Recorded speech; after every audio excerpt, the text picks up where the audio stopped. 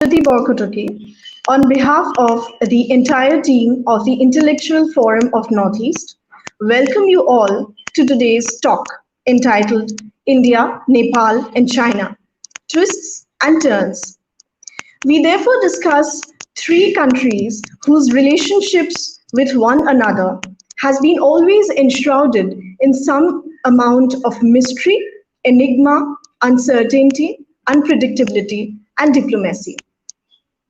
While India's relationship with China has always been engulfed in certain amount of uncertainty, both the countries experiencing periods of extreme highs and extreme lows, the hitherto friendly Nepal has suddenly emerged as a new potent enemy in India's doorstep.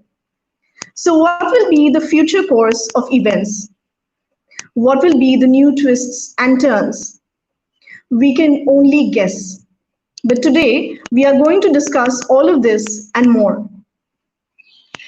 Let me inform all of you that today's talk is second in the series of lectures centered around China that has been organized by the Intellectual Forum of Northeast.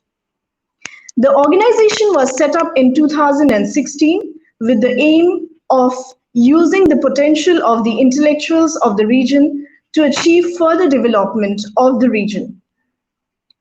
The organization also prides itself for being a preserver of the rich cultural heritage of the region of Northeast India. It also acts as a podium of effective research, debate, and deliberation. Ladies and gentlemen, today we have with us Professor Noni Gopal Mohanta sir. He is Professor of Political Science, Guwahati University. He is also the director of the Center for Southeast Asian Studies, Guwahati University. Professor Noni Gopal Mohanta, having done his master's in JNU and his PhD from Guwahati University, is an ardent researcher and an excellent speaker. He has been holding prestigious posts both in academic bodies and also has volunteered for numerous non-political and non-government organizations. Ladies and gentlemen, today I take the honor to welcome him to the talk, and I would like to request Sir to kindly enlighten us on the prescribed topic. Over to you, sir. Thank you so much.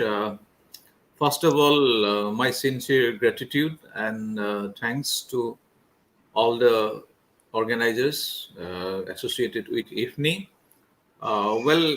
It's not that I can enlighten you, but what I shall try to do is to draw your attention to certain issues of, India, Nepal, and India, China current situation. What are the twists and turns? And we are passing through a very critical period, particularly during the time of COVID-19. China has reacted in a way which is detrimental to the national interest of India.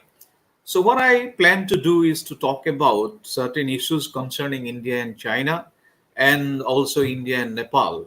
What I propose to do is to, talk about for about 30 minutes, 40 minutes. Then after that, we shall keep it open for your question, and we shall have an interactive session. Uh, First, I would like to talk about little bit about Nepal. Then we shall take up the case of China. I think if we have to name any country that with whom India is so closely associated ever since historical time, it would be Nepal. Nepal and Bhutan are the two most important, are the closest neighbors to India. But more than Bhutan, it's Nepal. It's the civilizational axis, it is the historical relations, it's the cultural relations. It's called Nepal's relations with India as the Ruti Betika, Sampark. I mean, Ruti, bread and bride relations between India and Nepal. So whether it is Pasupati Mandir or whether it is Kamakhya, we are so much culturally dependent with each other. Our way of life, our matrimonial relation, cultural relation. India Nepal is practically inseparable since the time immemorial. So and we have so many friendly relations, not to talk about 1950 treaty, uh, which is which is one of the most comprehensive treaty of friendship and mutual understanding, mutual cooperation. Again in 2018 we had another round of agreement, and it is to be mentioned here that uh, not only it is the cultural relations, but also militarily also we are very much mutually a kind of symbiotic relationship exists between India and Nepal. And India's Gorkha regiment mostly comprises of Gorkhas from Nepal, and if I may say you, there are about 32,000 Nepali Gorkha soldiers in Indian army. And I was just trying to go through the 2018 agreement between Nepal and India. Then it's quite interesting to know that in the year 2017-18, India government spent about 2,692 crore. I repeat, 2,692 crore for giving, pension to about 1,25,000 retired army people, soldiers who served Indian army. So I mean, look at the magnitude of, even in the Indian army, they have a very sizable presence. And Indian army chief is the honorary army chief of Nepal, and vice versa. So, and in fact, if you look at the border, there are about 25 border crossing points between Nepal and India. We do not need any kind of visas to cross each other. It's an open, transaction, people to people relationship, track tree connection between Nepal and India. Virtually, we do not require any kind of legal document or visas. So it's a very close relationship, whether it is in terms of counterfeit currency, terrorist, drug smuggling, human trafficking. India's SSB, Saurashtra Simabal, and Nepali security forces jointly monitor those security points, and try to apprehend all those extra legal or antisocial elements. That is the extent of cooperation between India and Nepal, whether it is even in the power sector, developmental sector, education sector. India has immense contribution for the growth of Nepal. But all of a sudden, it's not all of a sudden, I must say, but in recent times, maybe from 2014-15 onwards, we see a kind of trust deficit between Nepal and India. It is because it may be during the time of the Madhesi, the food block at the border, Indian, because I must inform all of you that two-thirds of Nepal's third country transportation takes place through India. So when there was this food transportation in 2015, the Madhesi people at the border, there was food block, there was road block, as a result of which it led to a huge food crisis in Nepal. And since then, and also because India's insistence on a all comprehensive constitution in Nepal, maybe because of such factor, Nepal was not feeling very much friendly with India. And in fact, there were instances to suggest that Nepal was tilting towards China because of various factors. Now, recently, this 75-kilometer road to Lipulekh, which was inaugurated by India's defense minister, that has caused the bone of contention. In fact, Nepal says that Lipulekh Pass, Kalapani, and Limpiathura, these areas, I mean, this road passes through Nepali territory. It is their claim. If I may request the administrator to show the map, I have given certain maps to the administrator, to the organizers. If you can show those maps, particularly India's road, that is 75-kilometer road, which passes through Lipulekh Pass, Kalapani, Limpiadura, and now Nepal says that this road belongs to, but this area, this territory belongs to the other map. It belongs to Nepal. Now, if I may say, my esteemed participants, that this road falls in the Indian district of Pithoragarh in Uttarakhand. In Uttarakhand, there is this Pithoragarh district in the Darshula subdivision headquarter. This is the tri-junction. This is the tri-junction of Tibet, Nepal border, and Lipulekh Pass. The next slide, please. Next map, please.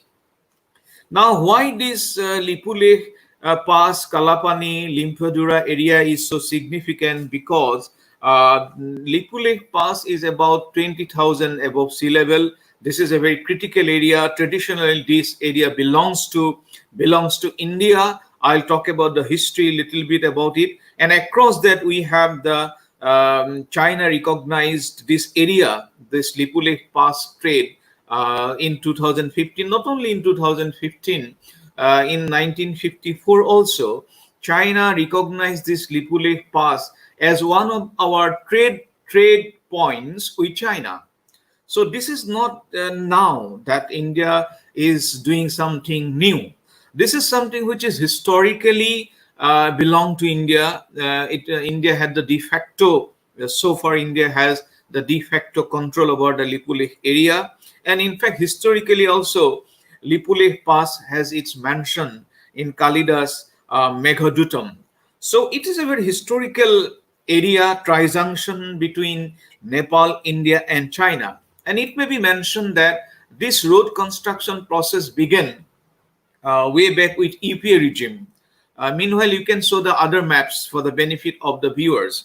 The road which Defense Minister inaugurated, this began with UPA regime, but after some time, the process of construction stopped. It did not take off, but it was during Modi regime that the 74-kilometer, the rest area was constructed, and this has created little bit of, after its inauguration, it has created little bit of dissatisfaction. Not only this time, even in 2015, Nepal, when this area, if you can look at this, Kalapani is at the tri-junction area, between Nepal, China, and India.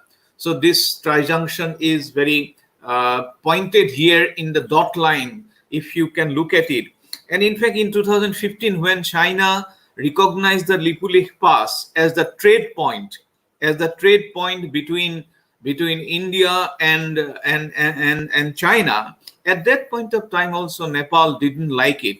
Nepal believed that India has gone about this trade agreement with China, bypassing Nepal. So that's how Nepal had little bit of misunderstanding. But now the Prime Minister Oli government, the communist conglomerate, the communist coalition party, they have passed a new map in the Nepal's parliament, and they have declared this 35 square kilometer Kalapani area as their territory. In fact, this road is very important. Once this road is completed, this will help Indian tourist pilgrimage to go to Mount Sarovar. So this area is culturally and from the security point of view, Lipulekh Pass is very much important for India to monitor Chinese troop movement down across the valley, across the line, what the Chinese military movement, their activities. So this Lipulekh Pass is militarily very much significant for India's defense purpose, and also this road would help our our tourists to go up to Mansarovar, Shiva's birthplace, that area, the abode. Now, India Nepal, we have about 1,751 kilometer of international border between Nepal and India. Uttarakhand 263 kilometer, then UP 560, Bihar having about 729 kilometer with Nepal, then West Bengal about 100 kilometer, and Sikkim also about 99 kilometer border, international border with Nepal. Now, Nepal's main argument is that Kali River is Nepal. It belongs to Nepal, including Kalapani and Lipulekh. If you look at the maps once again, the other maps, yeah, this map is very important. On the right side is Nepal, and on the left side it is India's border. And the blue is the Mahakali River. So west of Kali River is India's territory, and east of Mahakali is Nepal's territory. Now Nepal claims that the Kali River represents, I mean, this is Mahakali. The Kali River represents their boundary, and all territories to the west of Kali River is Nepal's, including Kalapani and Lipulekh. Now, Nepal says that west of Kali River, including Kalapani and Lipulekh, belongs to Nepal. That is their contention. But this contention, this demand, is in contrary to a very important act, important treaty, which is known as the Treaty of Sogoli of 1816. What is this Treaty of Sogoli? This Treaty of Sogoli was signed between Nepal and East India Company in 1816. And by this Treaty of Sogoli in 1816, by Article 5, it was agreed that under Article 5 that west of Mahakali belongs to India. If I can again show that river, the red area and representing Mahakali River, this treaty says, Article 5, that west of Mahakali belongs to India. But Nepal says that west of that Mahakali belongs to Nepal. That is their contradiction. But India has not done something wrong. This was decided between Nepal and the British government, the British East India Company, way back in 1816, by saying that west of Mahakali belongs to India and the east of Kali or Mahakali River belongs to Nepal. And that's how the entire boundary was constructed. India has absolutely nothing to do with it. After independence, this area was handed over to India. So there is no question of India's occupation. There is no question of India's, coming to that area. It was already historically decided by this Sogoli Treaty. But later on, Nepal claimed another some areas like Tinker, Sangru, Nabi, and Kuti. These are the areas which Nepalese claimed, and Britishers granted Tinker and Sangru. These were returned to Nepal, but Nabi and Kuti, these areas were not given to Nepal because they belong to the west of Kali. And because this treaty says the west portion of Kali belongs to India, and that is how Nabi and Kuti, these areas were denied to Nepal by the Sogoli Treaty of 1816. I am giving you the historical context precisely because India just took over that territory from the Britishers. There was no such India has reoccupied, India has gone inside. No, there's nothing such.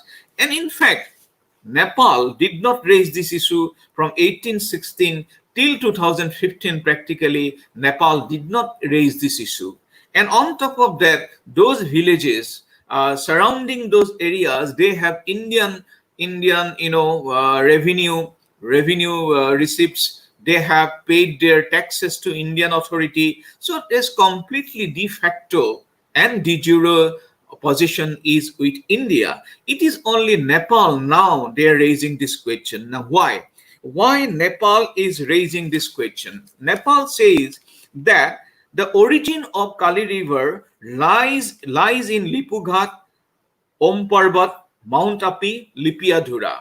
They talk about the fact that the origin of Kali river should be taken as a boundary, which is not possible because this treaty of Sogoli did not talk about the origin of the river. It talked about west of Kali, Mahakali belongs to India, and east of the portion belongs to Nepal. Now Nepal says, no, no, no, that is not the point. We have to go to the source from where these rivulets have come. India says, let us not go to the sources. Let us see where all these rivulets have come and they met at Mahakali River. That is India's point. And in fact, this is historically legitimized by the Sogoli Treaty. Now, question arises, why? Why all of a sudden Nepal is raising this question? It is because, first of all, Nepal was very much dissatisfied with the Madhesi roadblock in 2015. Plus, the communist under Prime Minister Oli is also he is dissatisfied about India's insistence that their constitution be framed in such a manner that all nationalities, the Madhesis, then other nationalities, their interests should be taken into consideration. That is what India told China while drafting their constitution. At that point of time, Nepal, particularly Oli, in recent times, he has been facing some domestic problem also, because what the government he has been, heading is a coalition government, and in fact, Prachanda, another communist leader, he is another chairman of the party. He is causing, in fact, there is a lot of political instability within their coalition, and that's how it is said that Oli, Prime Minister Oli, in order to meet his domestic constituencies, in order to meet his domestic challenges, he is taking up this territorial nationalism. It may be called as cartographical nationalism, territorial nationalism, because this area was under India's possession since time immemorial, since the Sogoli Treaty, and Nepal never raised this issue. And in fact, we had this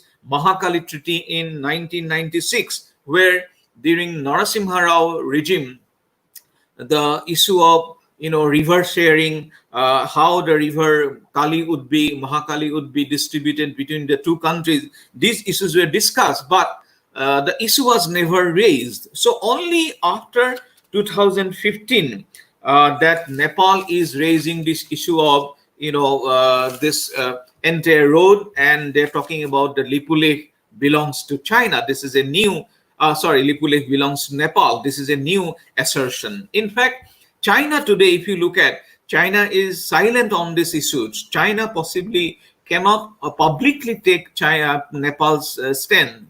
Why? Because China accepted Lipulekh Pass as the recognized trade point between India and Nepal way back in 2015. Not only in 2015, in 1954 also, when there was this agreement between India and Tibet, this point, Lipulekh Pass, was considered as one of the trading points between the traditional cultural trading point between India and China way back in 1954. So today, China cannot possibly openly support Nepal because they already accepted this Lipulekh Pass as India's trading point a long, long back. Now, this is the point why, so this is Oli's technique, Oli's assertion is basically is a territorial nationalism, in the sense that they try to revoke a new sense of nationalism among the people. And in fact, not only that, they have started a process of cultural nationalism also. So what Oli is trying to project is not only cartographical nationalism, territorial nationalism, but also trying to inject a sort of new form of cultural nationalism, in the sense that India's culture is very close to Nepal. Hindi is a very major language in Nepal. This language is one of the languages in parliament. But suddenly, Oli is against using Hindi language. So, in fact, there is a suddenly a kind of upsurge of, just one sec, there's no electricity. I want.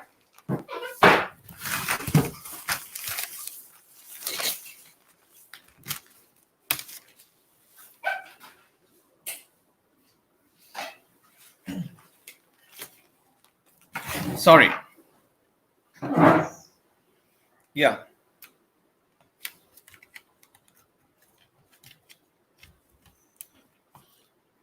Can you hear me? Hello. Hello. Yeah. Suddenly, am I audible?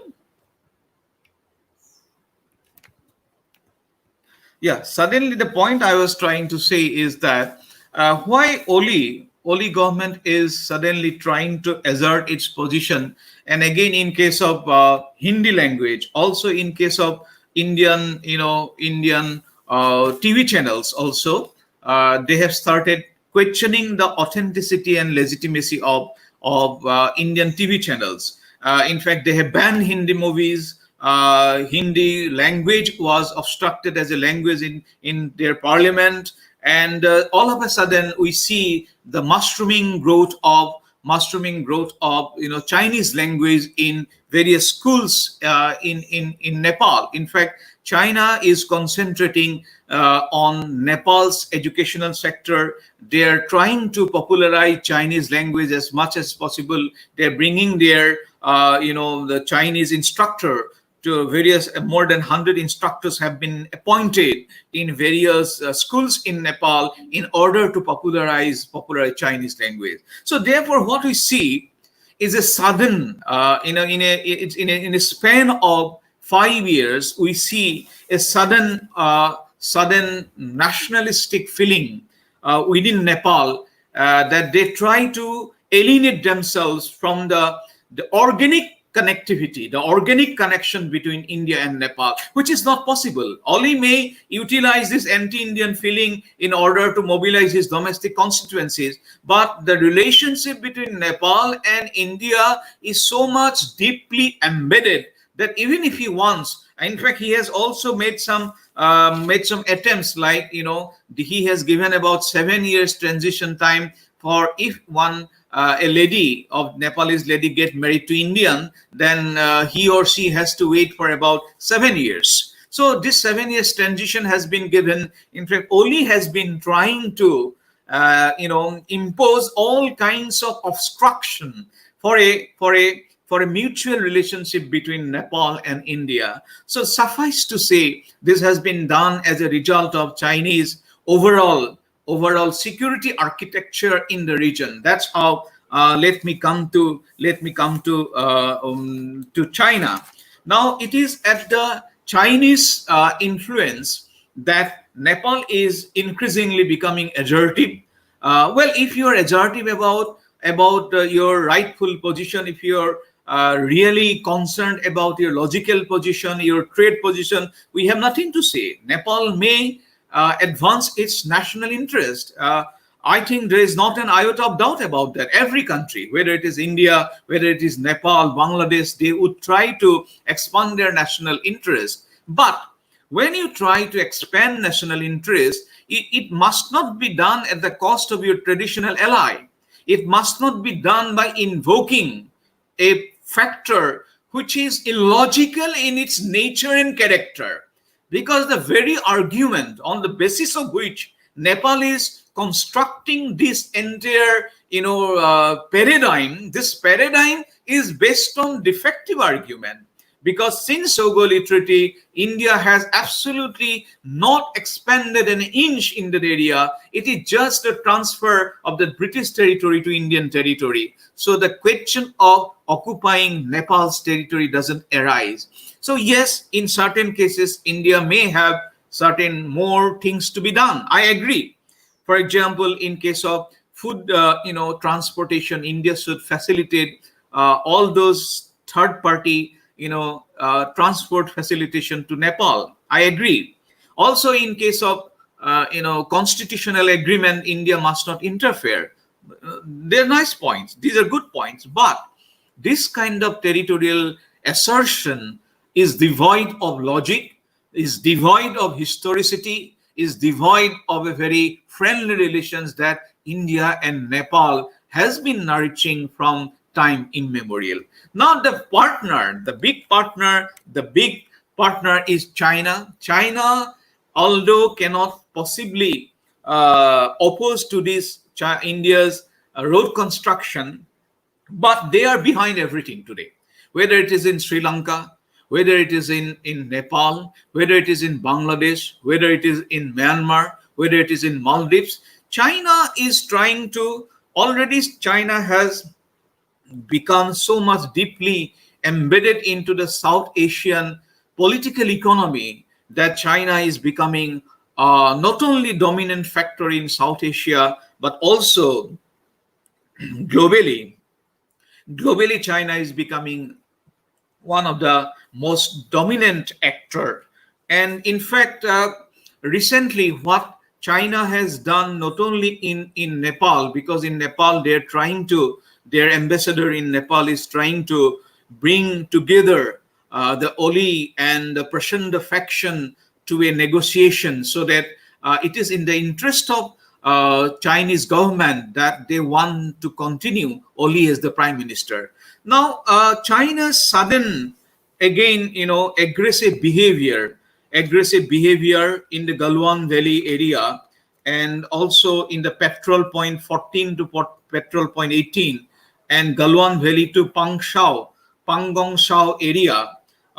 This is something, Chinese knee-jerk reaction to COVID-19. What they did in eastern Ladakh, particularly petrol point 14 in Galwan Valley to Pangong Chao, then again ring 4 to ring 8. What Chinese have done is nothing but a knee-jerk reaction of COVID-19. They want to project to the world that everything is going normally. China is in total control. So in order to show that the business as usual, politics as usual, China has, in a more aggressive manner, tried to confront India. And not only India, I mean, Chinese aggressive behavior is becoming very much palpable in South China Sea. It is becoming very much aggressive with Taiwan, and also in Hong Kong. They have passed a law which is very much violative of human rights. So China, in order to show to the world that they are not affected by COVID-19, they rather, in fact, I was very surprised why China all of a sudden came to this area.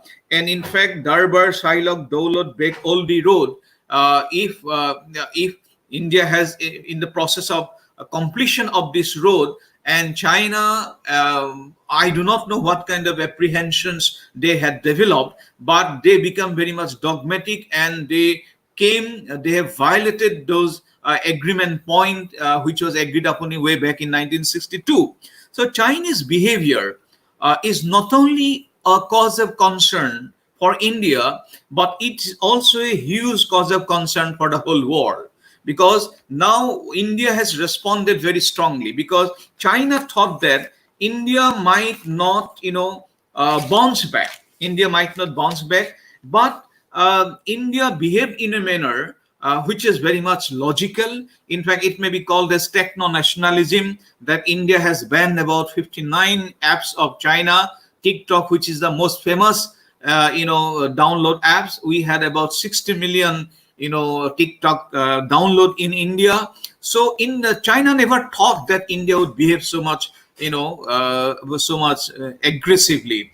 And this kind of India's behavior, India's retaliation, not only from India but also from worldwide, whether it is Europe, whether it is UK, France, Germany, also reacted very with a lot of assertion. In fact, America has also banned some of the some of the technological applications of China in America. So all of a sudden, China is also in the radar of international security system. China believes that it can go scot-free. It thought that it already exceeded many points in Ladakh. which was also some portion was given by Pakistan, and some areas were held by China. In the eastern sector, they are also not agreeing to McMahon line. In fact, in a lot of areas, we had confrontation, but in 45, 47 years, this is the most, arguably, the most challenging engagement with China. Now, China's behavior is very peculiar in the sense that, what we started in Wuhan, Modi had a very excellent beginning with China, and again it had reached its culmination in Malallapuram. But all this, positive developments with China ended up in Wuhan virus. So that transformation from Wuhan spirit to Wuhan virus is something very baffling, very puzzling for all of us to comprehend. But today, the various powers of the global politics are now very, collectively coming against China's assertion in Hong Kong, China's assertion in Indian border, or also in Taiwan. But at the same time, I would argue the fact that in the coming days, China has really lost a potential friendship with India. India was under Modi ji. Modi was going extra ways, extra miles to extend the hand of cooperation, friendship with China. So what China has lost is a very potential, power who was coming willing to help with China. Secondly, China has lost also India's huge market. I would not say China has lost, but their technological market. In fact, 5G was coming. In fact, a lot of China's impending projects now is in doubt, because we are rethinking again about the security dimension of those technological projects. So China in the process, almost is going to lose a huge middle class market in India. And thirdly, it has given a very negative impression about China. It is a negative impression about China in the sense that the world is now baffled in the sense that how China handles its virus, how China handles political dissatisfaction, political agitation. Nobody knows about China. So China today, although it has been expanding its tentacles in various parts of the world, and it is becoming the fastest growing economy, the major economy in the world today. It is being recognized as one of the major military warfare in the world today. So these are the positive points of China. But at the same time, world is also equally worried. World is afraid of China's development because of China's behavior. The way China is trying to expand its territory is something very much worrisome. But at the same time, I would also argue that today's world politics, we have 4 or 5 kinds of world power today. One is expanding power. China is an expanding power. Second is status quoist power. Status quoist power, like America is a status quoist power. Russia is a status quoist power. European powers are status quoist in the sense that they do not want to incorporate more. They just want to hold on whatever they're possessing historically. That is status quoist. Third is emerging power. Emerging power like India is an emerging power. South Africa, Brazil, these are examples of emerging power.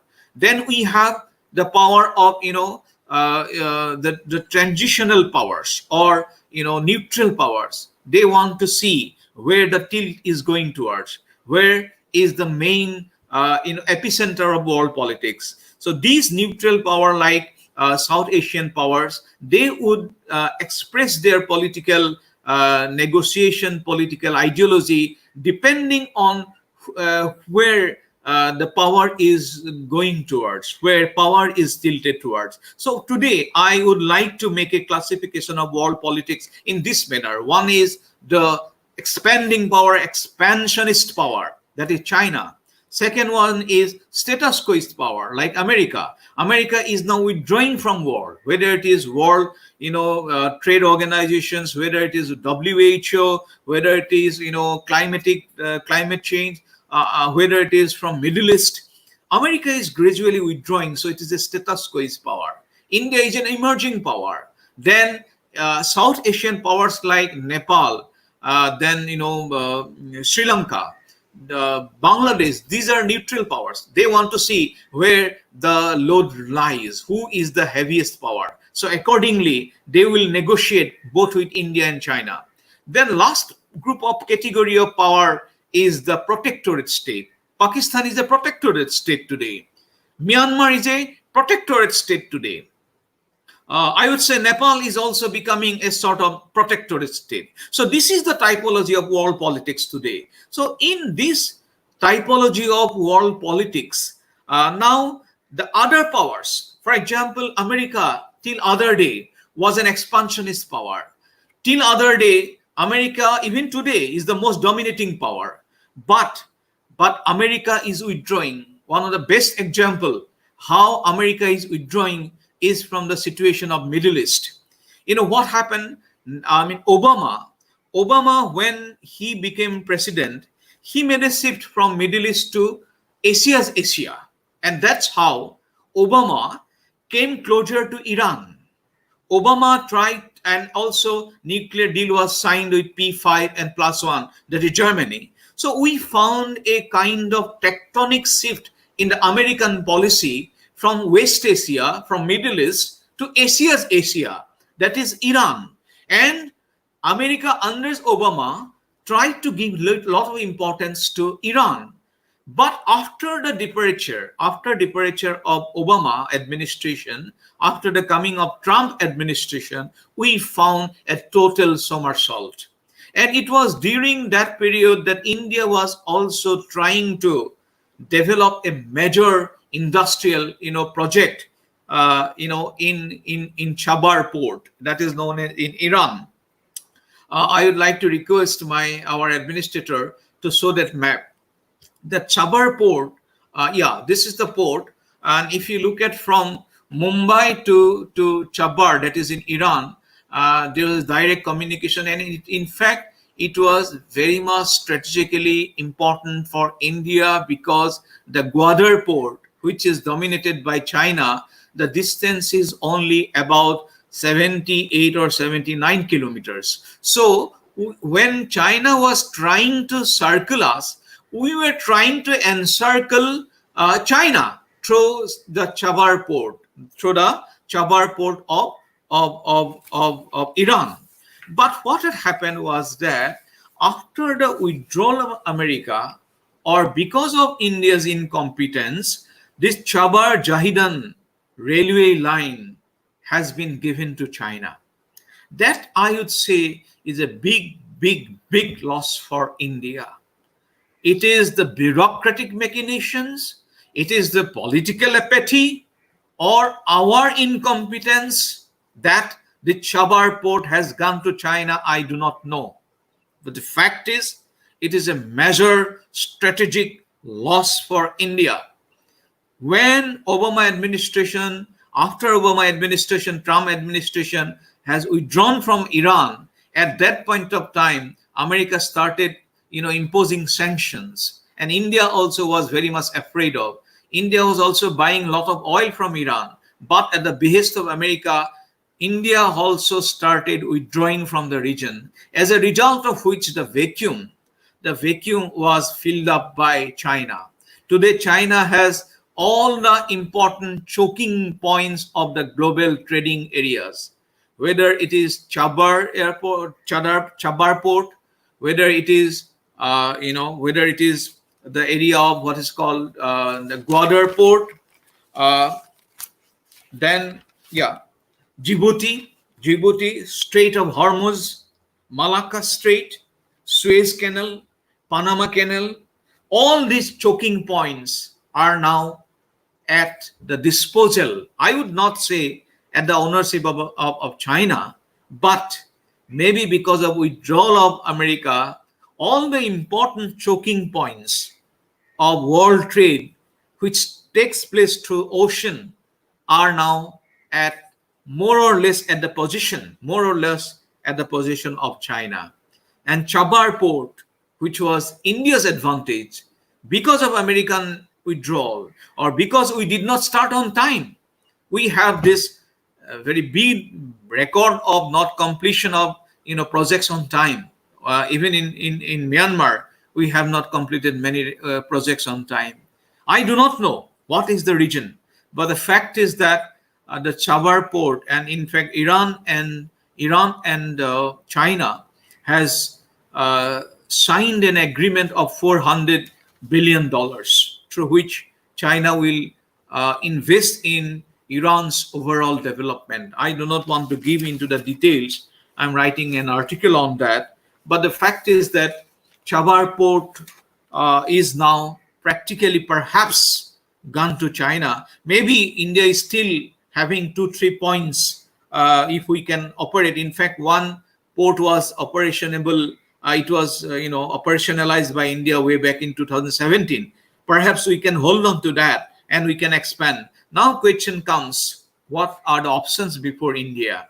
I would like to conclude, then we'll have some question and answer.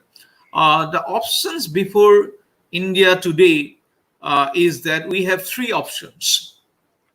The first option is that we may go to the clutches of American military blocs. Already Quad is one such military agreement or a loose military alliances which is coming up. So as a result, to block China's expansionist power, India may very well go to the comfort of America's friendship.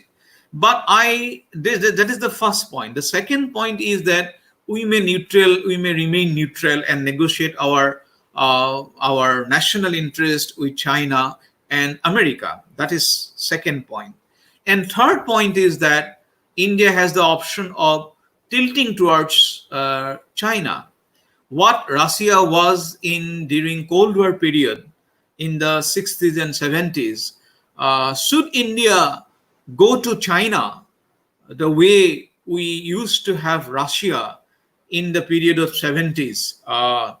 Because why China is, I'm not asking for submission of India's sovereignty. No, our sovereignty is non-negotiable.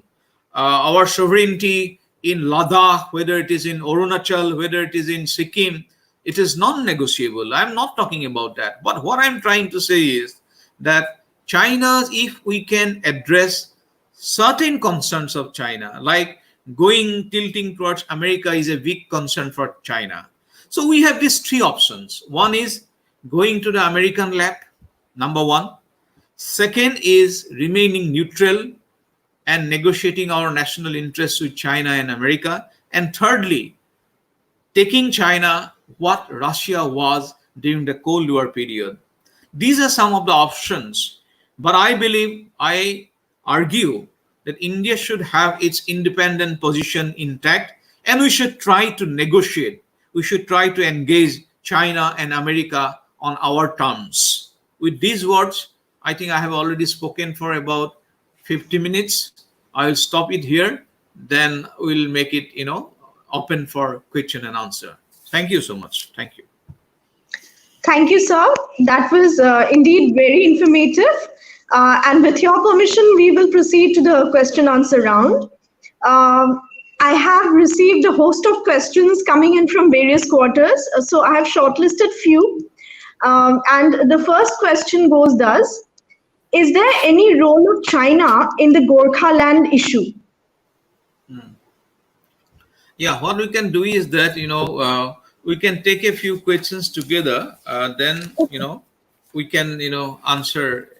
So Gorkha and Gorkha is, yeah.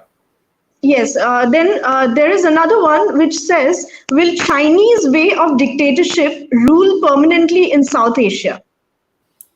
Okay, Chinese. That is one. Yeah, Then the third is, yes, sir. What do you think about the Atmanirbhar Bharat initiative? Don't you think closure of ties with, that is, trade ties with China, will actually deteriorate Indo-China relationships more? Yeah, thank you. Okay, the first one is Gorkha issue. Second one is Chinese domination in Yes, South Asia, and third one is Atmanirbhar Hill. Okay. yes, yes. Coming to the first point, in fact, that's a very valid point. You know, China today would not stop at Ladakh. It may be called as the five fist, five fingers that they are going to adopt. One is, Arunachal, one is Sikkim, one is Bhutan, one is Nepal, then fifth one is, of course, Ladakh. So these are the five fist or five fingers approach adopted by China. But along with that, China basically adopts a philosophical, edifice of Sanju's war principles. In fact, that is known as art of war. So they believe in multiple strategies. They don't believe only in, attacking something. In fact, if you can have without any war, if you can win something without going for war, could be one intelligence, counter propaganda, intelligence retreat. In fact, they're talking about 13 technology. I mean, techniques of warfare. It is not just direct warfare, the indirect. So they also believe in thousand cuts to India. Now, how would they do? Not only the Gorkha issue. In fact, they would try to inject those feeling of dissatisfaction with Ulfa. Ulfa is no longer a pivotal force, but they would try to create a nuisance value by giving some support, or even to NSCN or any other fringe elements in Northeast India. That is number one. Number two, Gorkhaland, yes, certainly, because why not? Of late, you see a lot of Chinese journalists coming to Northeast India. In fact, we are being in. They come for interview. They would say they have come from Hong Kong, they have come from Taiwan, and they would ask you about car. They would ask you about cab. They would ask you about the Article 370. So my worry is that this thousand cuts would include car. This would include the three Article 370 Gorkhaland, because they are buying many tea garden areas in Nepal, in the Siliguri corridor. In the Siliguri corridor, China is buying a lot of tea gardens. I mean, Chinese companies. So they're coming up to Siliguri area, and through that area, they would try to poke into the Gorkha issues. There is no doubt about that. Not only Gorkha. Then again, another issue is our Assam's, Komotapur issue. Komotapur issue is another issue. So what I'm trying to say is that if we do not develop a cordial relation with China, I'm afraid China will go for thousand cuts, like Gorkhaland, Northeast, Ka, Article 370. They would talk about the Komotapur issues. Then also the KMSS. They would also try to have friendly relations with those intellectuals who are behind the brain behind those movements. So this will be a ideological warfare. This is not just something with arms and ammunition you fight. China will try to inject the ideological manipulation. They will go for that. There's no doubt about that. Then coming to South Asia, in the days to come, I see Chinese domination. No doubt about that. Chinese domination is galore. Whether it is, even in Sri Lanka till other day, it was with India. But after LTT and all, it is slowly going out of India to China. Today, then Maldives, then Nepal is their most preferred nation status. Myanmar is practically in the pocket of, it would be too much to say so, but it is a fact that Myanmar is in the hands of Nepal, I mean Chinese. But, Chinese aggression is also cause of concern for these countries. Chinese achievement, Chinese liability go side by side, because what they do is an element of imposition. What they do is an element of cohesion. Unlike India, India is a soft power. India goes to Southeast Asia through Buddhism. India goes to Southeast Asia through Hinduism, the civilizational axis, the civilizational brotherhood, sisterhood. Our trade and commerce is based on mutual interest. But unlike China, China goes for cohesion. China goes for heavy loan, and in case those countries cannot pay it back, then those are taken on lease. For example, Harbandutta port in Sri Lanka is on 99 years lease for China. So this is China's trajectory. China's trajectory is not democratic. China's trajectory of extending relationship with the foreign powers is based on domination. It is based on cohesion. It is not based on brotherhood.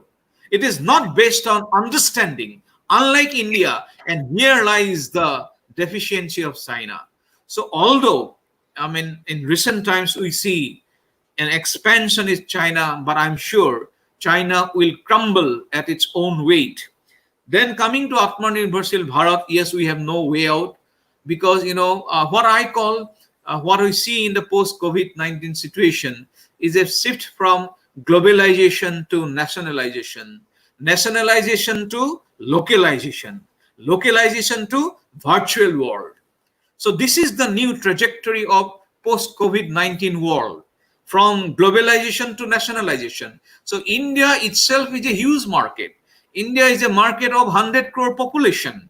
90, 100 crore middle class people are having the capacity for buying capacity. So at this critical juncture, we should go for Atmanirbharshil Bharat with more determination, with more planning. For example, localization is another buzzword.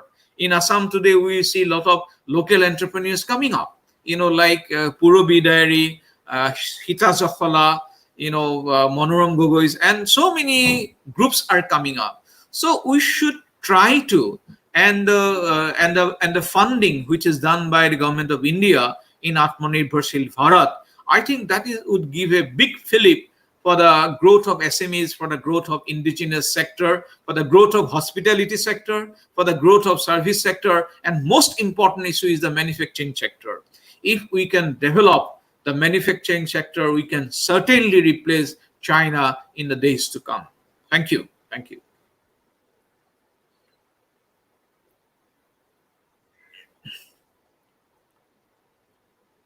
Hello.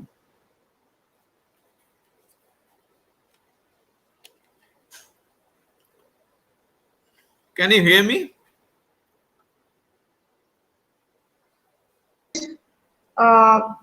Yes, sir.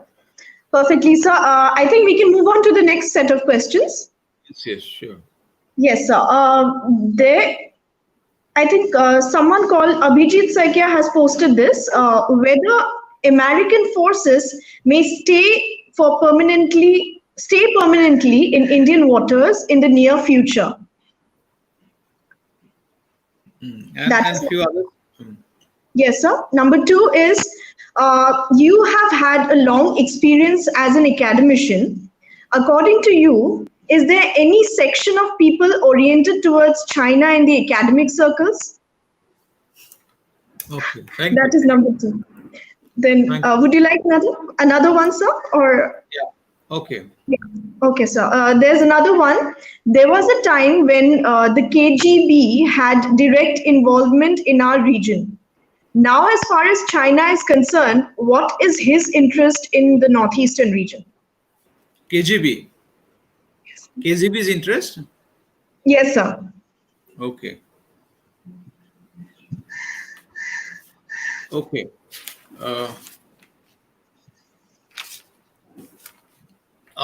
Yeah. So the first question is about American presence.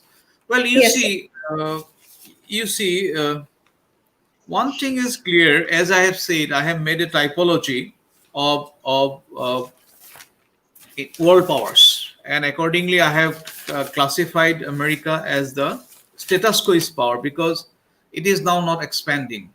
Now, whether it is Indian Ocean, whether it is South China Sea, what you will see is the fact that America is, of course, they only in case of China they become sometimes aggressive if China tries to, have new areas. For example, in South China Sea, in the Nine Dash Line, also in the Filipino areas, or even Vietnam's, areas. China, when she tried to assert or take up new archipelagos or islands, at that point of time it is America who becomes very much aggressive or tries to show its naval power. But otherwise I don't see America becoming very much aggressive like that, those of the during the time of the Cold War period. And coming to the issue of our academician, their involvement with China, this is there. This is there in the sense that I had been to China twice, and my experience is that Chinese intellectuals, administrators, researchers, they talk alike. They talk alike. They would not have any kind of differences amongst themselves. But coming to India, you will see even in Delhi that there will be Chinese circle of Delhi University. There is Chinese study circle is there. And in fact, those scholars are given a lot of incentives by China to visit China for the exchanges. And in fact, I do not see any wrong in that. But the point is that world over, even today, there is a very strong Chinese presence throughout the globe. It is not only in India, it is applicable in South Asia because China is the last powerful communist country. So still they look up to China. Many leftist scholar, many Marxist scholars, they look up to China as the last country who can really expand communism in various forms. So we see it in Latin America, we see it in Africa, we see it in South Africa, or even in India. We have a substantial number people, are there who are, I would not say apologetic about China, but they have soft corner for China, and there's nothing wrong in it. So far, this is argumentative. So far, you do not do anything anti-statist or anti-Indian. You can have different of opinion. Yes. Okay.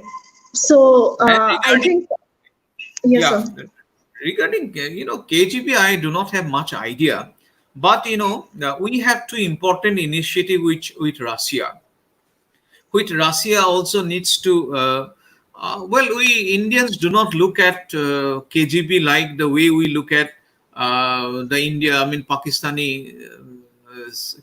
Pakistani agency. What is it called? I ISI. forgot the ISI. Yeah, ISI, or even CIA, or even other organizations, because they're not in news in that much. But we have certain important initiative like Vladivostok Chennai Maritime Corridor. That's a very important security corridor, which India has actually envisaged in the context of Chabar Airport, Chabar Port. And Vladivostok Chennai Maritime Corridor is a very important corridor that we are trying to deal with Russia.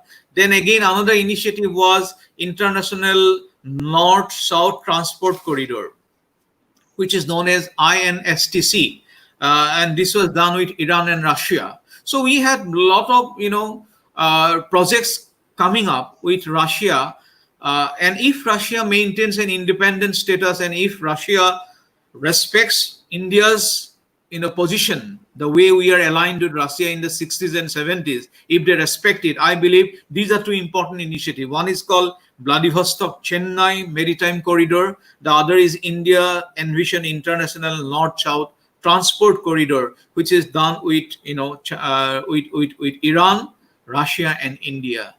So KGB, I do not have much idea. Yeah, thank you. So, moving on to the next set of questions. Do you think that banning China's app or things in the market will be harmful for the relationship of both the countries? That is number Well, one. okay. Then, number two is, do you think China is funding insurgent groups like Alpha, NSCN, and other Islamic radicals in countries like Pakistan? Um, Regarding the first one, the app ban, already you have banned it. So Yes.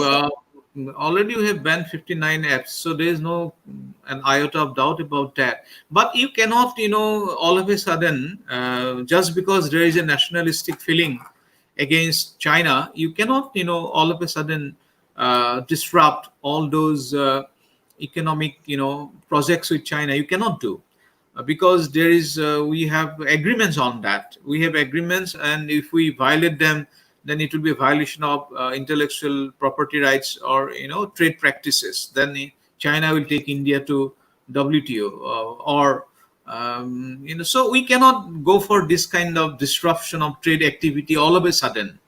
But answer is not about banning. Answer is, Atmanirbharshil Bharat.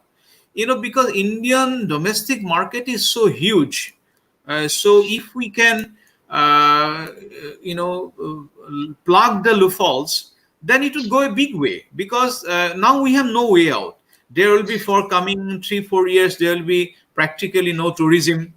There will be practically no transportation, no hotel. So hospitality sector is at a threshold.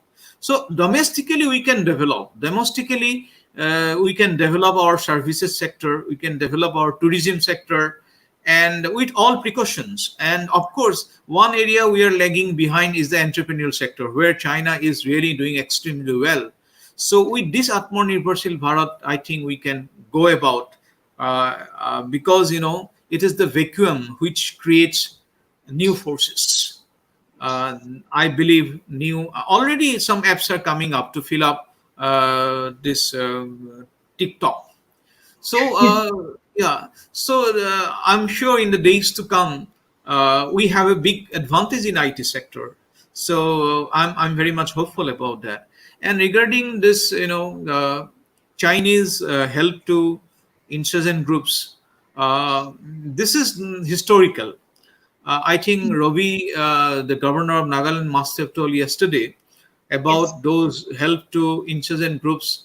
Not only now, but it goes back to the days of 60s because NSCN, NNC then was very much close to Chinese communist group, the Maoist group. So they had Yes. their logistical support, they had their ideological support from China. So Chinese support to Northeast insurgent group is very historical, but in last 5-6 years it came down. It came down, but now it would again revive. But I would like to argue that classical insurgency in Northeast India is over. You know what I'd like to argue. In fact, I have written a paper on that. That classical insurgency. What do I mean by classical insurgency? Those insurgencies who were motivated by ideology, who were motivated by anti-India feeling, who were motivated by the so-called stepmotherly attitude of New Delhi, the people supporting, the civil society supporting, and there's women group supporting. So that kind of classical, if I may use the word classical insurgency that we had in India, I mean Northeast India, in 60s, 70s, and even sometimes in 80s, these are over. These are over. They have Yes. lost people's support. In fact, a new generation in Nagaland, a new generation has come up who had not seen violence. In Assam, Alpha is now only a few section talks about Ulfa. I have written a book on Ulfa, but as a sense of dissatisfaction, Ulfa is there. Ulfa is not there as a physical force.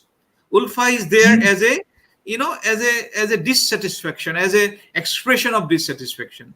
So those days are over. So there could be nuisance value, there could be bombas here and there, kidnapping here and there, but otherwise China would not be successful in doing so.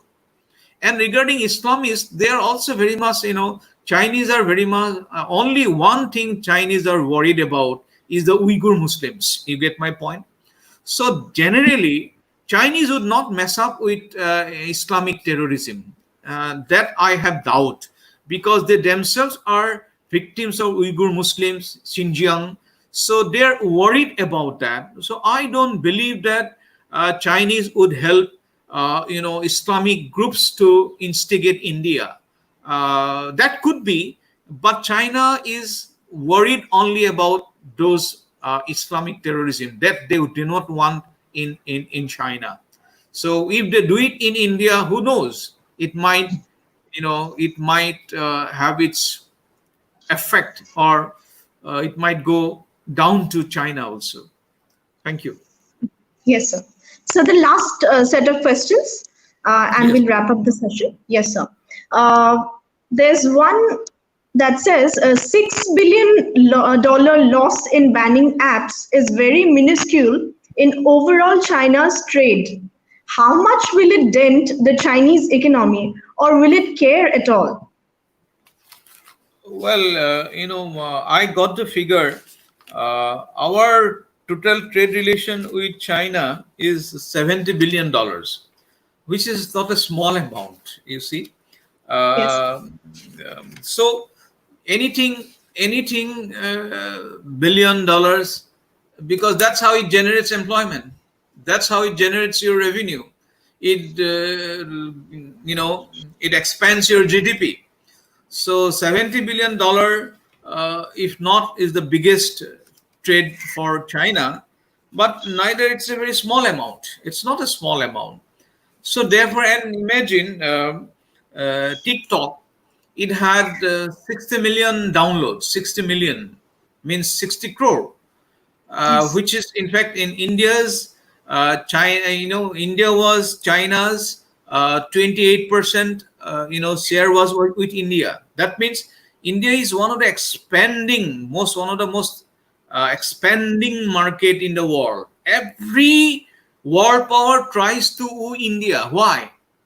Because we have about 90 crore people, 100 crore people who can afford to buy a mobile. He may not be yes, even eat. He may not even have employment, but he will have a mobile, and majority of exactly. them have Android mobile. So Indian market is a very, very much attractive market. Nobody wants to get rid of Indian market. Yes, the amount may not be gigantic, but this is not a small figure either. Thank you. So I think we will wrap up this session because we are short of time. I'm sorry to all those whose questions I could not take. Of course, we will have more fruitful sessions like these in the future, and then, of course, you all can participate, and we'll try to accommodate your questions as well. Uh, I would like to thank Noni Gopal sir for delivering such an enlightening. I'm sorry to use the word, but then it was really enlightening. And then I really thank you for sparing your time for this. And I hope all of us had a really good learning experience from this session, and looking forward for more sessions like this. I think that will be all. Thank you, sir. Thank you.